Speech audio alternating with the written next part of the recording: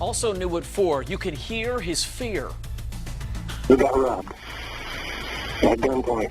They were all wearing masks. New information on that daring post office robbery.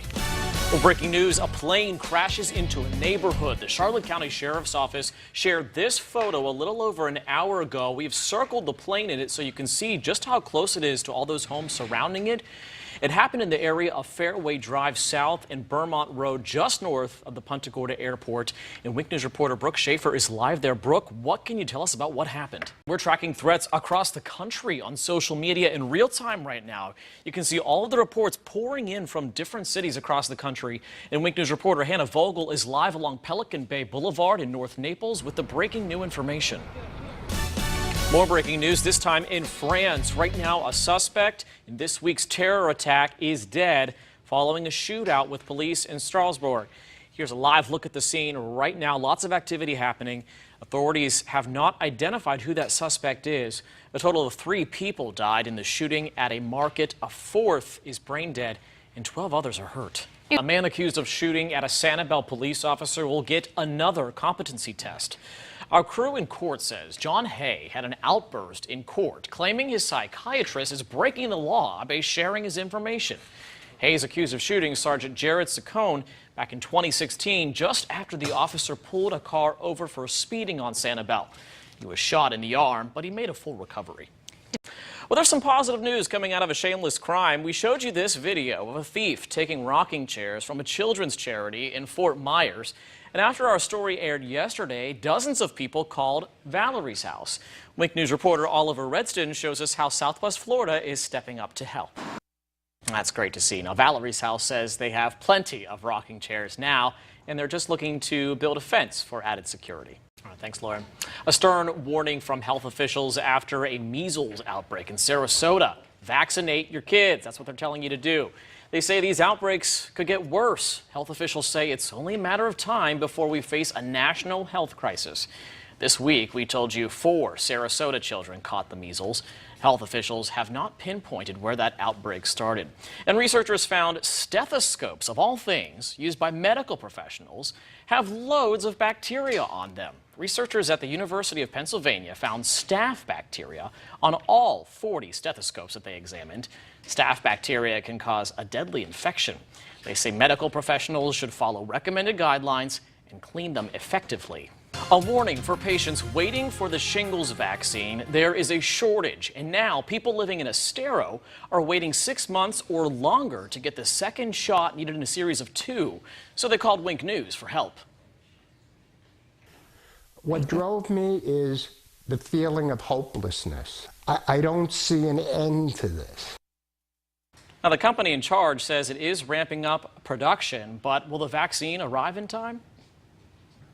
I'm more frightened than anyone else. Suzanne Peller lives in Estero. She had shingles 10 years ago. It's a painful rash and affects people who have had chicken pox. She and her husband have been trying to get the new 2-part Shingrix vaccine to prevent it from coming back. It was very frightening. What are your biggest concerns right now? You know, for our well-being, because we don't want to get shingles. They've been on a waiting list for the second part of the Shingrix vaccine since September. Archana Yamsani, a pharmacist at San Carlos Pharmacy, hears patient frustrations firsthand. It's very hard, but it's not our fault. Shingrix didn't anticipate the demand for the new vaccine, which it claims is more than 90% effective. I asked the company that makes the vaccine what's behind the shortage. In an email, they told me Shingrix has been met by unprecedented demand by healthcare providers and patients. They also say they've increased their shipment for this month, but the Pellers say they're still waiting. And we've been checking like every week wherever we go, Costco, Publix, CVS. Hoping that supply catches up to demand before the virus catches up to them.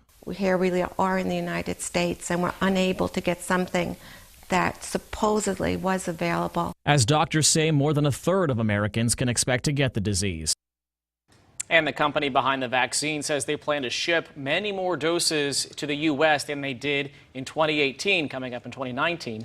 Ahead on Wink News at 6, how much the vaccine will cost you if you can find it. Well, all of us will experience failure at one time or another, but how can you help your kids cope when they make a mistake? New at 4, Wink News anchor Lindsay Sablon has some advice from the experts. A 2014 study looked at the effects of helicopter parenting in college-age students. It found kids protected from failure are more depressed and less satisfied with life in adulthood. And well, this year Santa is bringing gifts, Christmas cheer, and unfortunately, heart attacks. New research published in the BMJ shows the risk of suffering a heart attack spikes on Christmas Eve. The study says the holiday is comparable to hurricanes, stock market crashes, and other emotional events that cause you a lot of stress. Older adults, people with diabetes, and people with heart disease are most at risk. The risk peaks around 10 o'clock on Christmas Eve. Well, take a look at this picture. You see it here? Yep, there is a person in there. The suspected burglar found himself in a sticky situation when he got stuck in this restaurant's grease vent for 2 days. You gotta wonder how he survived. Here's a better look. The 28-year-old was trapped in the vent above the kitchen stoves at the restaurant in San Lorenzo, California. A man working at a business next door is the one who found him. But for like 45 minutes, I keep hearing this, I'm not like, what the heck is going on? His body was full of grease and everything, so it was, his shoulder was dislocated. It took crews 30 minutes to free the man and immediately sent him to the hospital. He's said to be in good condition now, despite how he was found. Deputies say he now faces trespassing and vandalism charges. Wink News anchor Channing Frampton shares their findings now, new at 5:30. Yeah, Chris, it's such a sad story. This 9-year-old girl, her name is Mackenzie Adams. This month, she's drawing a lot of attention. It's the third death by suicide this year of a child younger than 12 who's been harassed by her peers. But the other side of the story here is the alarming increase in suicide by youth and whether bullying plays a big role. A 2007 to 2017 report from the CDC found 17% of high school students are bullied and about 7% tried suicide. One Ohio psychologist says there are often underlying issues like undiagnosed depression or anxiety or other life circumstances, including the death of a loved one. Now, the psychologist says the chronic victimization, like bullying, leads to depression and anxiety, withdrawn behavior, and kids feeling as if they're a burden to their family. When that's not addressed, they say suicidal thinking can spike and attempts can happen. Yeah, we've got the video right here, Chris, and Miami police officer Frederick Dominguez is the guy behind the camera. He's not related to Officer Adriel Dominguez, who is the man you see here punching the other guy. But now Frederick is seeking whistleblower protection. He says he believes this is an assault of an unarmed citizen. The whole ordeal started as Officer Adriel Dominguez tried to arrest Lowell Poiter. A restaurant manager says Poiter was screaming and cursing at guests. Within seconds, Poiter walked up to the officer and shouted in his face. Then the officer punched him, knocking him unconscious. The man behind the camera, Frederick Dominguez, says the officer should have shown more restraint. You can't go around punching out and knocking unconscious everybody with the bad attitude. Instead of controlling the situation and diffusing it, the officer started going mano a mano as if he was in a street gang situation. What's raising questions here is whether or not the whistleblower is telling the truth and if the punch was warranted. The report states Poiter clenched his fists, then took a fighting stance and leaned into Officer Dominguez's face. However, the video appears to tell a different story. He never clenched his fist. He did not take a fighting stand. Didn't look like he was simply eating at a restaurant to me. To be fair, it looked like he was antagonizing that officer. The Miami Beach police chief says this is a serious matter. Internal Affairs Unit immediately launched an investigation and notified the Miami-Dade State Attorney's Office. The officer was relieved of his patrol duties after this, and he was placed on non-enforcement assignment until further notice. Amanda. Live from Southwest Florida's news leader, this is Wink News at 6:30. Bomb threats at businesses across Southwest Florida. We break down the threatening email that's caught national attention. And a plane crashes to the ground. Tonight we talk with a man who witnessed it all. Plus a doctor debate. It's heating up why a local hospital could face legal action for a new patient policy. right, thanks, Scott. Breaking right now, an email alerted authorities to bomb threats across the country today, including right here in Southwest Florida. Today, there were 11 threats sent to local businesses. Right now, federal agents across the country are rushing to find out who is behind all of these emails. Wink News reporter Hannah Vogel was along Pelican Bay Boulevard in Collier County, where one of those threats came in. New details tonight in the search for robbers who targeted a local post office. Tonight, we have the 911 call from a scared employee. Just listen to this. We got robbed at gunpoint. They were all wearing masks. We had us on the floor, laid on the floor, made the seats open our safe and give them the money. Wink News reporter Taylor Petrus shows you what officers are doing right now to catch these criminals. Right now, a $20,000 reward is up for grabs for any information leading to an arrest and conviction in this case. All of your information will be kept confidential. A porch pirate on Marco Island. Now, police hope that you can help identify who it is. Take a good look at your screen. It happened on Jamaica Road yesterday afternoon. And now, look at the truck that police believe the thief got away in. They believe it's a white Toyota Tacoma. A woman's sense of security is shaken. She says this persistent burglar kept trying to get into her home in Lehigh Acres. Get a job. Don't rob people of what they work for. Get jobs, get lives. I hope these people get caught. Seriously. And to make things worse, when he couldn't get inside, he took the next best thing, the packages on her porch. As Wink News reporter Taylor Bisacki found out, this was not the welcome they wanted to get after moving in a week ago. I got robbed. And we posted surveillance pictures on the Wink News app so you can share them with friends. If you have any information that can help this investigation, call the Lee County Sheriff's Office or Crime Stoppers. Police are looking for a shooter who killed a man near an elementary school. Someone shot Sam Wegfalls on Bassey Court in Fort Myers overnight. It happened just down the street from Franklin Park Elementary School.